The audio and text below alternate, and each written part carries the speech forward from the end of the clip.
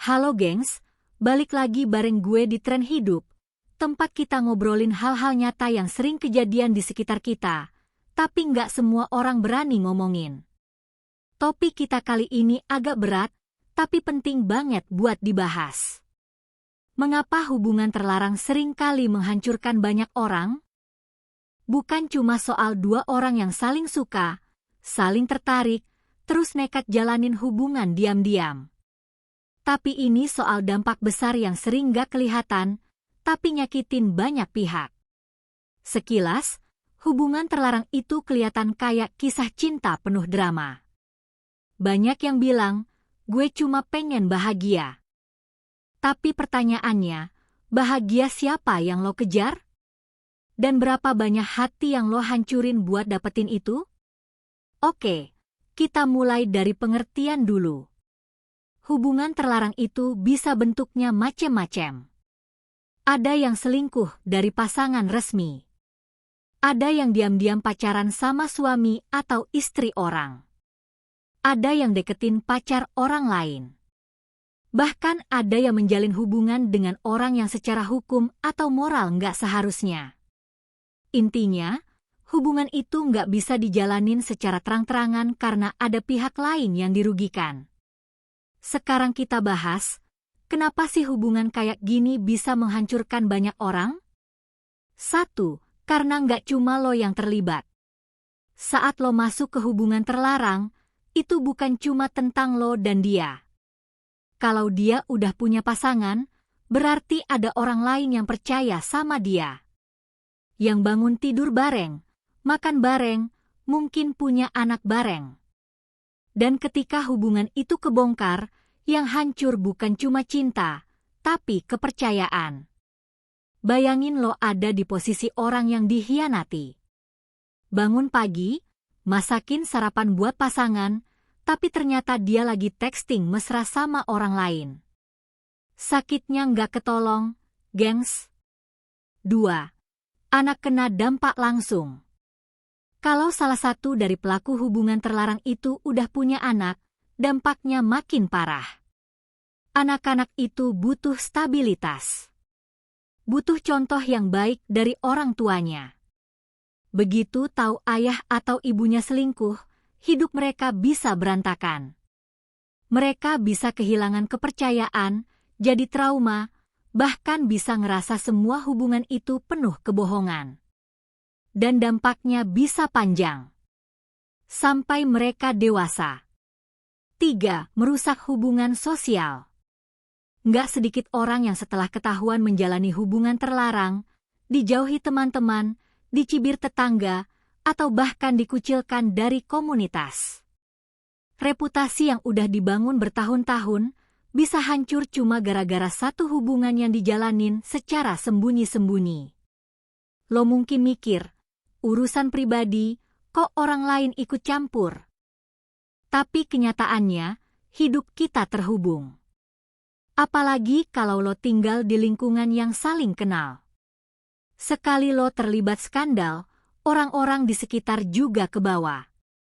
4. Menyakiti diri sendiri tanpa sadar. Banyak orang yang ngejalanin hubungan terlarang bilang, gue seneng kok. Tapi itu cuma di awal. Rasa seneng itu sering banget dibungkus rasa bersalah. Lo hidup dalam kebohongan. Lo harus pura-pura. Lo harus sembunyi. Lo takut ketahuan, takut nyakitin pasangan yang sekarang, takut dihakimi. Lama-lama, capek sendiri. Mental drop. Dan ketika semuanya kebongkar, lo malah disalahin semua pihak. Nggak ada yang bela lo. Bahkan pasangan terlarang lo bisa ninggalin lo juga. 5. Bikin kehidupan orang lain kacau. Coba lo lihat satu kasus selingkuh. Misalnya, ada satu pasangan rumah tangga yang awalnya baik-baik aja. Mereka punya anak, kerja keras bareng, susah senang bareng. Terus salah satu dari mereka selingkuh. Pasangannya down, anak-anaknya trauma, keluarganya malu, teman-temannya kecewa. Yang selingkuhan juga akhirnya merasa bersalah, bahkan dihujat. Dan yang awalnya cuma cinta diam-diam, berubah jadi kehancuran buat banyak orang. 6. Karena cinta yang dibangun dari pengkhianatan, jarang bertahan. Lo mungkin pernah dengar pepatah. Kalau dia bisa ninggalin pasangannya buat lo, jangan kaget kalau suatu hari dia ninggalin lo buat orang lain juga. Karena hubungan yang dimulai dari kebohongan, biasanya nggak punya fondasi yang kuat. Lo dan dia terbiasa ngumpet, terbiasa ngebohong, terbiasa nggak transparan. Dan begitu kalian harus jalanin hubungan secara nyata, semua itu jadi bom waktu. Kepercayaan susah dibangun.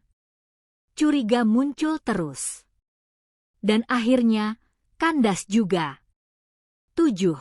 Bikin lo kehilangan harga diri.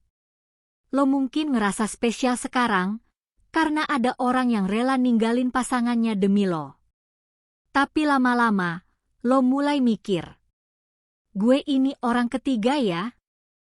Kenapa gue mau dibagi? Kenapa gue bahagia di atas luka orang lain? Dan saat hubungan itu kandas, lo bukan cuma kehilangan pasangan. Lo kehilangan citra diri lo sendiri. Rasa malu. Rasa bersalah. Rasa nggak berharga. Itu semua bisa numpuk dan bikin lo down. Jadi gengs, apa yang bisa kita lakuin? Kalau lo lagi deket sama seseorang yang ternyata udah punya pasangan, stop. Lo mungkin sayang. Lo mungkin nyaman. Tapi lo juga harus bijak. Karena cinta itu bukan soal enaknya aja. Tapi juga soal tanggung jawab. Kalau lo pernah terlibat dalam hubungan terlarang, dan sekarang nyesel, jangan terlalu keras sama diri sendiri. Tapi juga jangan ulangi kesalahan yang sama. Perbaiki diri. Bangun ulang hidup lo. Jauhi drama yang bikin hidup lo makin ribet. Kesimpulannya, hubungan terlarang itu jarang banget berakhir bahagia. Yang sering kejadian adalah luka. Dan bukan cuma lo yang kena, tapi juga orang-orang yang gak ada salah apa-apa. Jadi sebelum lo jalanin hubungan kayak gitu, pikirin baik-baik. Apakah lo rela bahagia sebentar, tapi ninggalin luka panjang buat banyak orang? Atau lo mau jalanin hidup lo dengan damai, walau butuh waktu buat nemuin cinta yang benar? Makasih banget udah dengerin episode kali ini. Kalau lo punya cerita pribadi atau opini tentang topik ini, boleh banget share di komentar. Kita di sini buat belajar bareng, tanpa ngejuge.